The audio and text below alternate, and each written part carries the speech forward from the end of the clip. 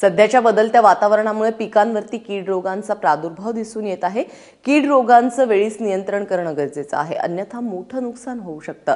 शेतकऱ्यांनी पिकांची काळजी कशी घ्यावी जाणून घेऊया पीक सल्लामधून।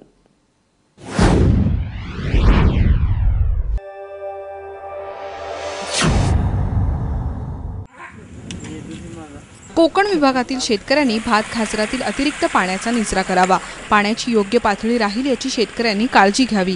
सध्याच्या ढगाळ वातावरणामुळे भातावर पानं गुंडाळणाऱ्या अळीचा प्रादुर्भाव दिसून येतोय। या अळीच्या नियंत्रणासाठी कार्डॅप हायड्रोक्लोराइड 50% 20 ग्रॅम किंवा 25% प्रवाही क्विनॉल-फॉस 20 मिली किंवा 40% ट्रायझोफॉस 12.5 मिली यापैकी एका कीटकनाशकाची 10 लिटर पाण्यात मिसळून फवारणी करावी।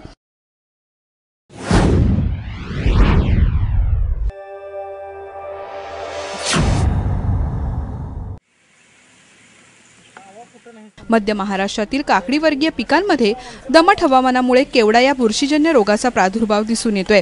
वनस्पतींची पानं, शिरा आणि शिरांमधील भाग पिवळा किंवा पिवळसर हिरवा पडतो। पानाच्या खालील बाजूस बुरशीची वाढ होते।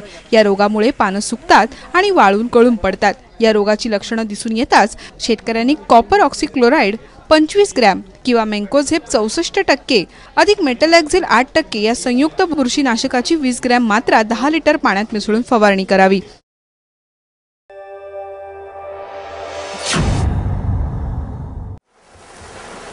सध्याचे ढगाळ हवामान, वाढलेली आर्द्रता आणि काही ठिकाणी झालेला जास्तीचा पाऊस यामुळे ऊस पिकावर लोकरी माव्याचा प्रादुर्भाव दिसून येतोय।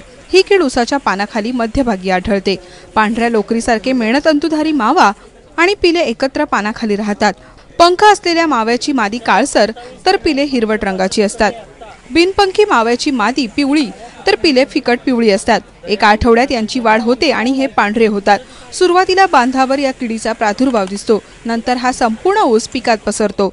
लोकरी माव्यास प्रतिबंध करण्यासाठी हेक्टरी 250 किलो 19-19-19 या खतात 20 किलो 10% दाणेदार फॉरेट मिसळून पिकाला द्यावं आणि पक्की बांधणी करून ओलीत करून घ्यावं। लोकरी मावा दिसताच अशी पानं तोडून जाळून टाकावी। शक्य असल्यास 2% मिथिल पॅरिथिओनची फुकटी हेक्टरी 40 किलो प्रमाणात धुराळावी। ब्युरो रिपोर्ट, ABP माझा।